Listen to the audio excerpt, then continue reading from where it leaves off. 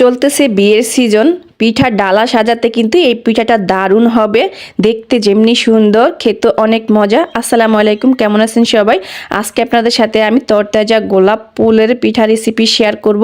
দেখে নিশ্চয়ই বুঝতে পারছেন পিঠাটা কতটা আকর্ষণীয় হতে চলেছে।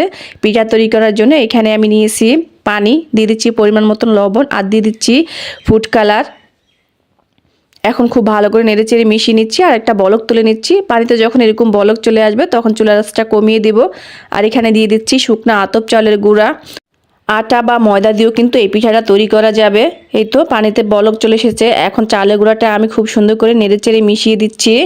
আর এটাকে খুব সুন্দর একটা সফট ডো তৈরি করে নিতে হবে। অতিরিক্ত শক্ত কিন্তু করা যাবে না, একটু সফট করে কিন্তু ওই ডোটা তৈরি করে নিতে হবে। এই তো আমার ডোটা তৈরি করা হয়ে গেছে, দেখে নিশ্চয়ই বুঝতে পারছেন খুব সুন্দর করে কিন্তু এই ডোটা সিদ্ধ হয়ে গেছে। এখন আমি একটা ঢাকনা দিয়ে ডেকে এটাকে 5 মিনিটের জন্য এভাবেই রেখে দেব।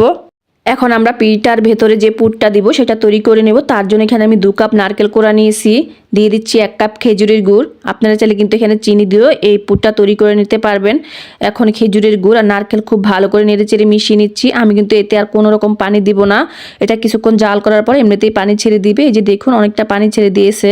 এখন আমি অনবরত নেড়েচেড়ে এটাকে শুকিয়ে নিব। এই তো আমার নারকেলের পুরটা কিন্তু তৈরি করা হয়ে গেছে, এখন এটা একটা সাইডে রেখে দিচ্ছি। এদিকে আমাদের ডোটা কিন্তু হালকা ঠান্ডা হয়ে গেছে, এটাকে পুরোপুরি ঠান্ডা করা যাবে না, একটু কুসুম গরম থাকতে থাকতে কিন্তু ডোটা মথে নিতে হবে। এখানে আমার ডোটা কিন্তু ভালোই গরম আছে, আমি কিন্তু পানিতে হাত ডুবিয়ে ডুবিয়ে তারপর ডোটা মেখে নিচ্ছি। একটু সময় নিয়ে খুব ভালো করে মধ্যে তারপরে ডোটা তৈরি করতে হবে। এই তো দেখুন এখানে কিন্তু আমি ডোটা খুব সুন্দর করে তৈরি করে নিয়েছি, দেখে নিশ্চয়ই বুঝতে পারছি। আমি কিন্তু এইরকম করে আরও একটু সাদা ডো তৈরি করে নিয়েছি। এখন আমি এখান থেকে একটু লেচি কেটে নিচ্ছি, তারপর হাত দিয়ে গোল করে নিচ্ছি। তারপরে হাতে একটু আঠা লাগিয়ে দেখুন একটা বাটির শেপ দিয়ে নিচ্ছি। এটা খুব সহজ, বাচ্চা থেকে বুড়ো সবাই কিন্তু এই পিঠাটা তৈরি করতে পারবেন। এই তো নারকেলের পুরটা ভিতরে দিয়ে দিচ্ছি, তারপর আমি মুখটা একটু বন্ধ করে দিচ্ছি, আবার একটু গোল করে নিচ্ছি।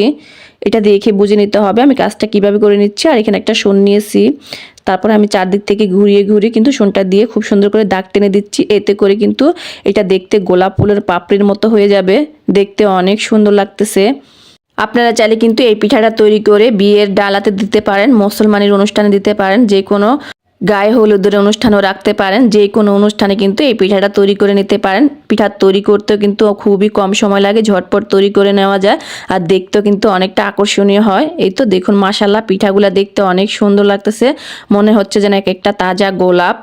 এই তো আমি এইভাবেই করে কিন্তু সবগুলো পিঠা তৈরি করে নিয়েছি। আমি কিন্তু এখানে কিছু সাদা গোলাপও তৈরি করে নিয়েছি। মাশাল্লাহ দেখুন পিঠাগুলা দেখতে কত সুন্দর হয়েছে, মনে হচ্ছে না যেন একটা ফুলের ঝুড়ি এখানে রেখে দিয়েছি, এত সুন্দর হয়েছে পিঠাগুলা। আপনারা চাইলে কিন্তু এই পিঠাগুলা ভেজেও খেতে পারেন, তবে আমি কিন্তু এই পিঠাগুলা ভাপে দিয়ে তারপরে খাবো।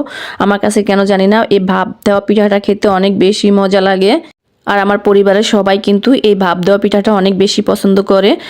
তবে আপনারা চাইলে কিন্তু এটা ভেজেও খেতে পারেন, কোনো সমস্যা নেই, খেতে কিন্তু মজাই লাগবে। এই তো সবগুলো পিঠা দিয়ে দিয়েছি, এখন একটা ঢাকনা দিয়ে এটাকে 10 থেকে 15 মিনিটের জন্য ভাপিয়ে নিব। 10 মিনিট পর ঢাকনাটা খুলে নিয়েছি। মাশাল্লাহ পিঠাগুলো দেখতে এখন আরও বেশি সুন্দর লাগতেছে। চুলা থেকে নামিয়ে নিচ্ছি আর পরিবেশন করে দেখিয়ে দিচ্ছি। দেখুন মাশাল্লাহ মনে হচ্ছে না যেন একটা ফুলের তোড়া গোলাপের, আর পিঠাগুলা হয়েছে নরম তুলতুলে। বন্ধুরা বাসায় অবশ্যই একবার তৈরি করবেন, আর আমাকে কমেন্ট করতে ভুলবেন না পিঠাটা কেমন হয়েছে। আমার রেসিপিগুলো আপনাদের ভালো লাগলে লাইক কমেন্ট শেয়ার করে দিবেন, আর আমার চ্যানেলটাকে সাবস্ক্রাইব করে নিয়মিত চ্যানেলের সাথেই থাকবেন।